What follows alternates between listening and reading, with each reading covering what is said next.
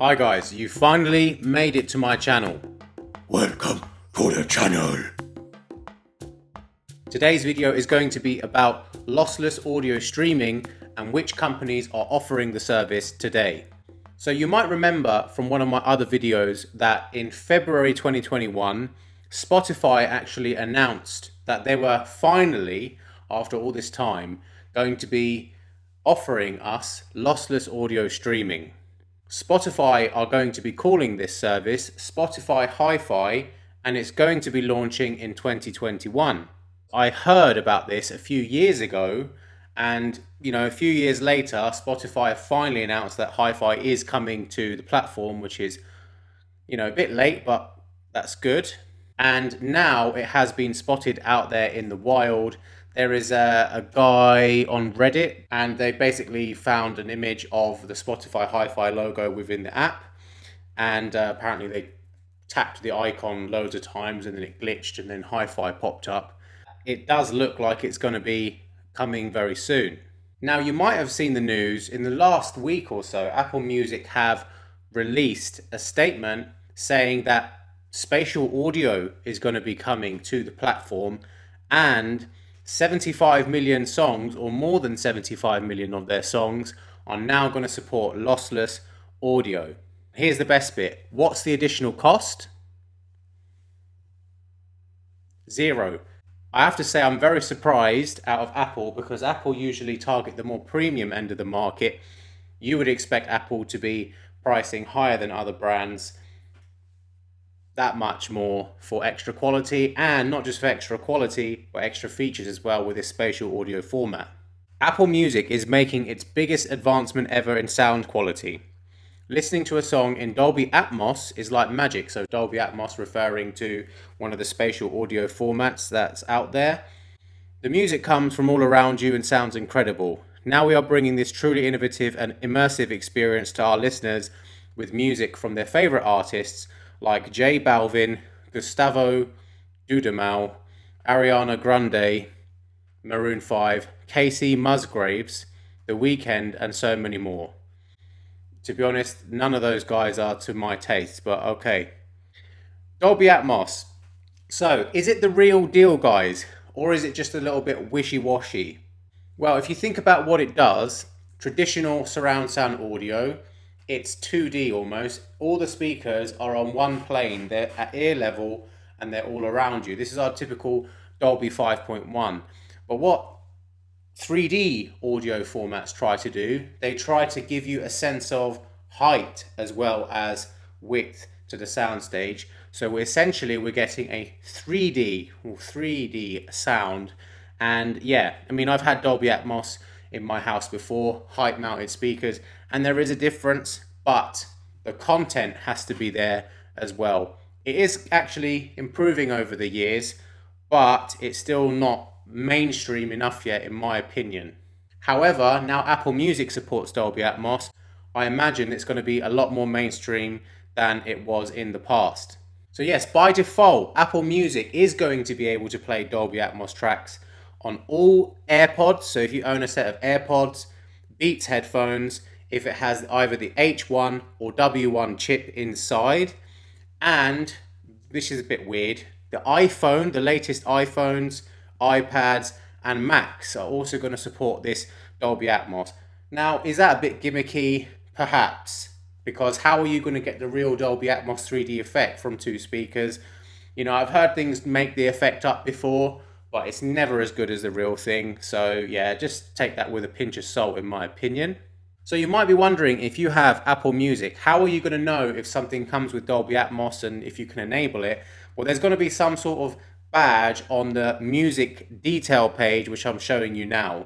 Something like that it's going to be on, and it's going to be very obvious that this track is Dolby Atmos, and you should hear a difference. Now, what about lossless audio? I'm personally, as an audiophile, as you can see behind me, I'm a little bit more excited about the lossless audio side of things, because since CD has kind of gone out the window, can you believe, guys, vinyl records outsell CDs now, if you can believe it. We have not had for at least a decade a viable digital solution that you can store on your computer, not on actual disk. We haven't really had anything like that from many mainstream music services and streaming services also. We've had companies like Tidal, for example, but Tidal Hi-Fi, and then we've got Qobuz as well. Those sorts of companies, I don't feel like they're mainstream like the Spotify's and the Apple Musics. I don't really see them as mainstream like that. Most people aren't using those. So what's happening is for people who want to listen to lossless audio, we've basically been ripped off. Anyway, if you want to listen to lossless music, it's going to be available in June this year, so basically next week on Apple Music. So, what you have to do to enable lossless audio, what you can do, you go to the settings menu, you go to music, you go to audio quality, and then you select lossless, and that's going to be available in the next week or two. So, how are the other companies out there responding? First company I'm going to look at is Amazon Music. A lot of people don't really know Amazon Music is a thing, but if you have Prime, it's likely that you can get access to a lot of songs at a very low price. Now, Amazon Music has responded already to Apple's move, and what they've done is they have actually included lossless music at no extra cost. Before, there was an additional cost to pay, but now it is no extra cost. Spotify still, they're remaining a bit tight-lipped on what they're going to do. If you asked me 2-3 months ago, I would have thought that they were going to charge an additional £5 or $5 or whatever it is in your country. That's what I would have thought. But now Apple has made this move. I'm not quite sure about what the answer to that is going to be. Tidal. Well, Tidal has always been double the price for lossless. As I mentioned earlier, Tidal Hi-Fi, it's something I've had, and I've been charged £19.99 in the UK. Just the other day, they took £19.99 out, and to be honest, I was a little bit upset because, who likes to pay £20 when they take your music away? This is actually something that's happened to me recently. Some of my favorite tracks on my Tidal library, maybe the artist doesn't have a deal with Tidal anymore or something, but some of those pieces of music are now gone. They're grayed out. And £20 a month to make playlists, and then the music is no longer available. So this is how I responded. And that's the last time I get ripped off by them. So guys, I'm wondering what you're thinking. Apple Music are doing this for this much. Lossless audio, spatial audio. Do the other companies have a right to charge extra for these two features? And obviously, if they do you think they're going to lose customers to Apple? What are your thoughts? Leave them down below. Personally, my thought is good on Apple. I'm not really an advocate for Apple. I'm not really, I've had an Apple Mac before over 10 years ago. And yeah, funnily enough, I just bought an iMac. So, I'm actually on an iMac right now. This is actually the iMac webcam right now. So, but literally until last week, I hadn't had any Apple product for at least 11, 12 years. So I'm not really an advocate for Apple. But I say good on them because it still bugs me to this day. We have high definition video. High definition video came out in 2005, and today companies like Netflix, Amazon, they're still charging extra for standard 1080p video. When 4K is a standard now, 1080p costs more. And then you've got companies like Sky and BT and all these companies, they're charging for HD on the TV package as well. So yeah, it kind of bugs me. HD, when I first saw it, came out in 2005. We're now in 2021. So basically, if you had a baby in 2005, that baby would now be 16 years old and basically an adult. And the difference between now and then, 1080p, still not a standard. You still have to pay extra for it. It doesn't sound right to me. Lossless music, we've had lossless music since the 70s and 80s when CD first came out. For 10, 20 years, we've been rocking compressed music. I don't understand how this is actually, people have got away with this.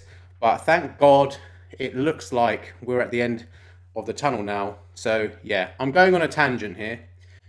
Back to the other companies. So how about Deezer and Qobuz?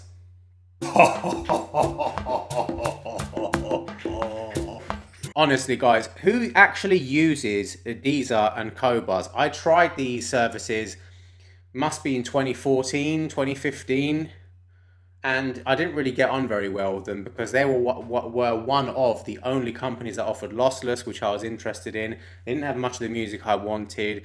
The service was a bit buggy. Some things didn't support it as much.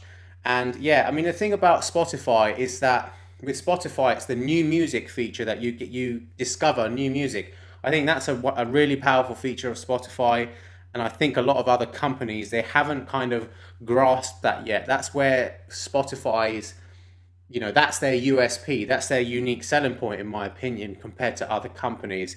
So what do you guys think? Do you like Deezer and Cobuzz? Do you use it? Leave me in the comments because I want to actually see how many people actually have do they have like two customers or something? I actually don't know anybody in my life who has Deezer and Cobuzz.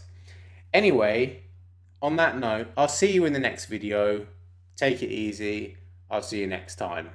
Now you subscribe or I smash you.